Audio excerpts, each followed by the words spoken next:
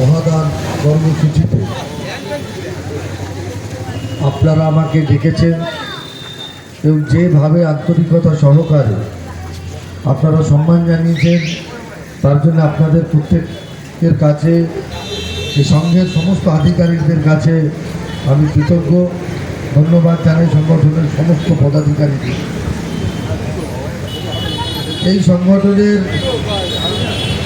অন্য অনুষ্ঠানেও আমি এর আগেও এসেছি। আমি বিধায়ক হিসেবে এখনো 3 মাস হয়নি, 2 দিন বাকি, 2 দিন পরে 3 মাস অতিক্রান্ত হবে। ইতিমধ্যে এই 3 নম্বর ওয়ার্ডে মিনিমাম 20 থেকে 25 বার আমার আসা হয়েছে।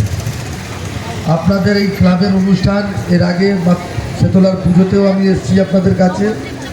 আজকের এই রক্তদান জানেন আপনারা, রোববার অনেক কর্মসূচি থাকে এবং সকালে অফিসে অনেক ভিজিটার থাকেন।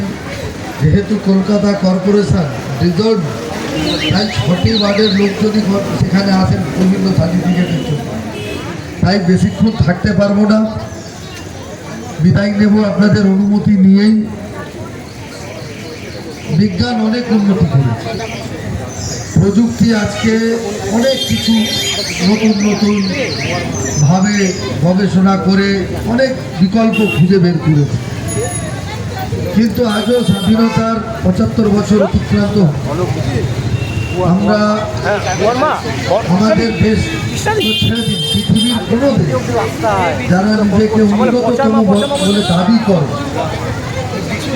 সেখানে বিজ্ঞান অনেক উন্নত, তারাও রক্তের বিকল্প আজ পর্যন্ত দিতে পারবে। এই রক্ত ফুটপাতে, দোকানে, শপিং মলে বা ই-কমার্সের মাধ্যমেও আপনি কিনতে পারবেন।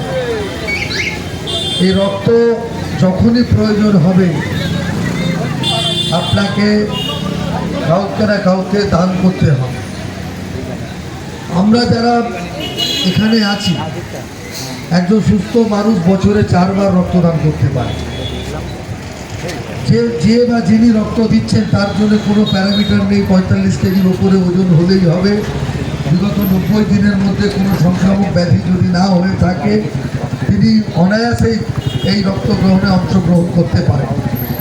আপনার দেওয়া 1 ইউনিট রক্ত একজন মুমূর্ষু রোগী এবং তার পরিবারের মুখে হাসি ফেরাতে পারে। তাই প্রত্যেককে আহ্বান জানাবো, আসুন আপনার দেওয়া 1 বোতল রক্ত পরিবারের মুখে হাসি ফোটাতে পারে। আপনার এই সামাজিক দায়বদ্ধতা, আপনার এই সামাজিক কর্তব্যের মধ্যে একদিকে যেরকম আপনিও আনন্দ উৎসব, আপনারও মনের মধ্যে আনন্দ হবে, ঠিক একইভাবে একটি ব্যক্তি সহ পরিবারের মধ্যে আপনি আনন্দ উৎসব পালন করানোর কাজ ভান্ডারি হতে পারে। আজকের দিনটা আরও একটা গুরুত্বপূর্ণ দিন। একটু আগে মাননীয় সঞ্চালক বললেন প্রফুল্লচন্দ্র রায়ের কথা। আজ থেকে ভারতবর্ষে 2রা আগস্ট নেশামুক্ত ভারত তৈরি করার আহ্বান ভারতের প্রধানমন্ত্রী জানিয়েছে।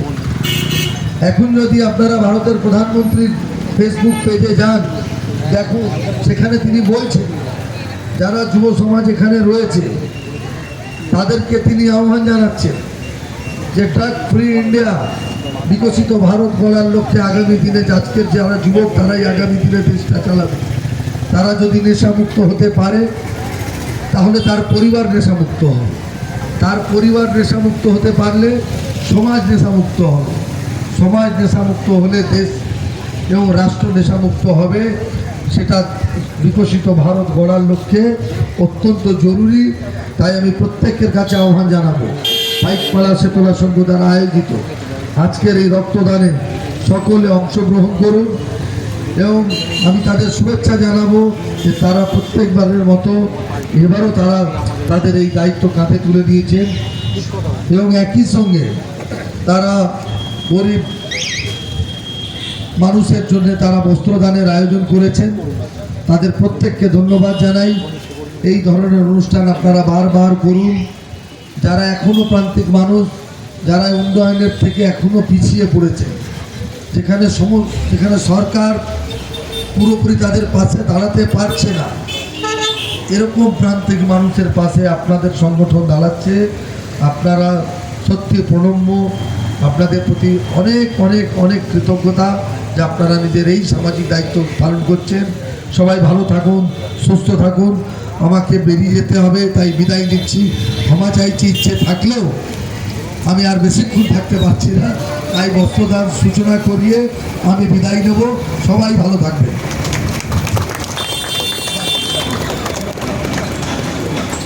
হানাহানি করে রক্তক্ষরণ নয়, প্রাণহানি নয়, বরং প্রাণের পরিবেশ যিনি অঙ্গীকার করেন তিনি হলেন রিতেশ তেওয়ারি। তাকে আমরা সামান্য কিছু সৌজন্য উপহার দেব পাইকপাড়া শীতলা সংঘের পক্ষ থেকে, ফলের একটা বুকে মতন, সেটা আমরা তুলে দেব ছবিটা তোলার পরেই।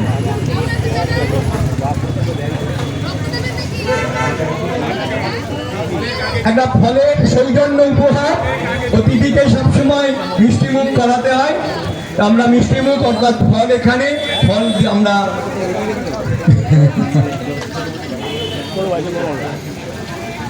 এবার বস্ত্রদান।